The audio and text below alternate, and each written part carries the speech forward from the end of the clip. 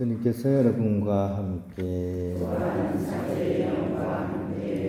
루카가 전한 거룩한 복음입니다.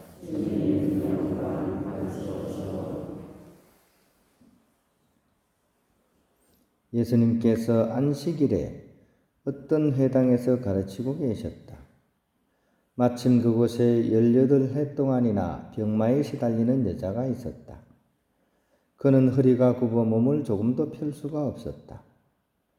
예수님께서는 그 여자를 보시고 가까이 부르시어 여인아, 너는 병에서 풀려났다 하시고 그 여자에게 손을 얹으셨다. 그러자 그 여자가 즉시 똑바로 일어서서 하느님을 찬양하였다.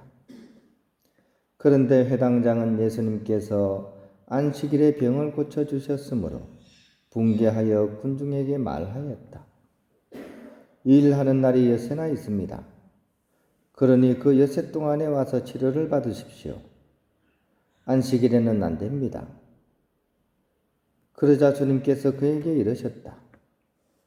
위선자들아, 너희는 저마다 안식일에도 자기 손안아기를 구유에서 풀어 물을 먹이러 끌고 가지 않느냐? 그렇다면 아브라함의 딸인 이 여자를 사탄이 무려 18해 동안이나 묶어 놓았는데 안식일일지라도 그 속박에서 풀어줘야 하지 않느냐? 예수님께서 이렇게 말씀하시니 그분의 적대자들은 모두 망신을 당하였다. 그러나 군중은 모두 그분께서 하신 그 모든 영광스러운 일을 두고 기뻐하였다. 주님의 말씀입니다. 평을 빕니다. 수도원에 이렇게 교육기 때 형제들이 이렇게 들어오면요, 한 3분의 1 정도로 이렇게 나눠지는 것 같아요. 3분의 1은 남아있고, 3분의 1은 스스로 집으로 돌아가고, 나머지 3분의 1은 또 이렇게 교육진에서 이렇게 식별을 해서 이제 나가도록 이렇게 합니다. 근데 이렇게 본인의 의사와는 다르게 나가야 되는 형제들의 경우에는 가만히 보면 이제 수도원 프로그램이 도대체가 이렇게 소화가 안 되고 또 그것이 본인이 할 수 없을 경우에 이제 그런 일이 벌어집니다. 예를 들어서 저희들은 막 아침에 일어나면 아침 기도 해야 되고 묵상해야 되고 이게 기본이거든요. 근데 통 못 일어나는 거야, 아침이 되면. 그래가지고 막 아침 기도도 못하고 식사도 못하고 아무리 이렇게 그걸 얘기를 해도 안 될 경우에는 이제 어떻게 보면 이제 집으로 이제 가도록 이제 하는 거죠, 그죠? 그러니까 규칙 준수가 나름대로는 중요한 그런 식별의 기준이기도 합니다. 예를 들어서 근데 이제 진짜 수도원 프로그램이 안 되는 사람이 예를 들어서 나중에 그 사무 현장에 와서는 자기가 하고 싶은 대로 할 수는 없잖아요, 그죠? 미사시간을 자기한테 맞게 바꿀 수는 없잖아요, 그죠? 그런 점에 있어서 규칙을 지킬 수 있는 것도 굉장히 중요한 그런 능력 중에 하나입니다. 그렇기는 하지만 한편으로는 이 규칙을 지킨다는 것 자체가 규칙을 지키기 위한 규칙이 되면 어떻게 될까요? 사는 맛이 이제 사라지게 되는 거죠.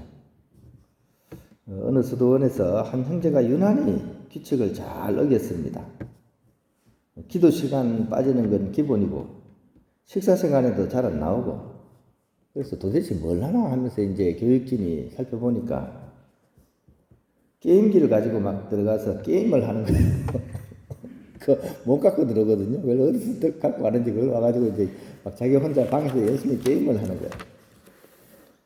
그러니까 그걸 이제 사람들이 이제 알게 됐고, 더 심한 거는 이 친구가 같은 방에 사는 자기 동기한테도 같이 게임을 하도록 막 하는 거예요. 둘이서 이제 게임을 같이 하는 거예요. 근데 그걸 보고 이제 다른 동기가 이제 기가 막혀가지고 이제 같이 하는 동기한테 이래 얘기했죠. 너 지금 정신이 있나 없냐? 이거 다 이게 뭐 교육진에서 제대로 알게 되면 이거 너도 힘들고 이 형제도 피해가 가는데 왜 그렇게 하냐? 그러자 이제 게임을 같이 한 형제가 이렇게 얘기를 하더래요. 약간 정색을 하면서 내가 지금 같이 사는 형제한테 해줄 수 있는 거는 현재로서는 같이 게임해 주는 것밖에 없다. 얘 곧 군대 가잖아. 뭐 이렇게 얘기를 했어요. 근데 군에 가기 전에 막 하여튼 뭐 그런지. 그런데 그 얘기를 듣는 이 규칙을 충실히 지키는 형제는 도저히 이렇게 하는 얘기를 알아들을 수가 없었어요. 아니 정해진 규칙을 지켜야지. 뭐 그게 뭐 같이 게임을 하는 게 잘한 것인가? 이렇게 생각을 했죠. 하지만 시간이 더 흘러가면서 그것을 막 지적하고 화를 낸 동료도 또 지내다 보니까 어렵고 힘든 순간들을 계속 거치게 되고 그러다 보니까 조금씩 그 형제를 두둔해줬던 다른 형제의 그런 말을 조금씩 이제 이해해갈 수 있었습니다. 마음이 공하고 외롭고 힘들 때 같이 있어주는 것만큼 큰 위로가 없다는 것을 알게 된 거죠. 그러니까 법과 규칙은 개인과 공동체의 보호장치이죠. 그죠?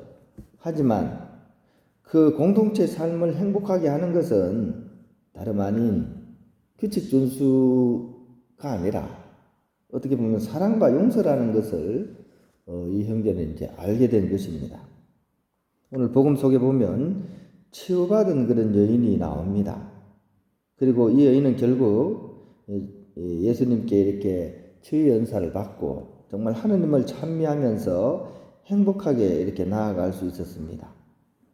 그 이유는 율법의 온전한 적용이 아니라 용서와 사랑으로 자신을 감싸준 예수님의 깊은 배려 때문에 그렇게 된 것입니다.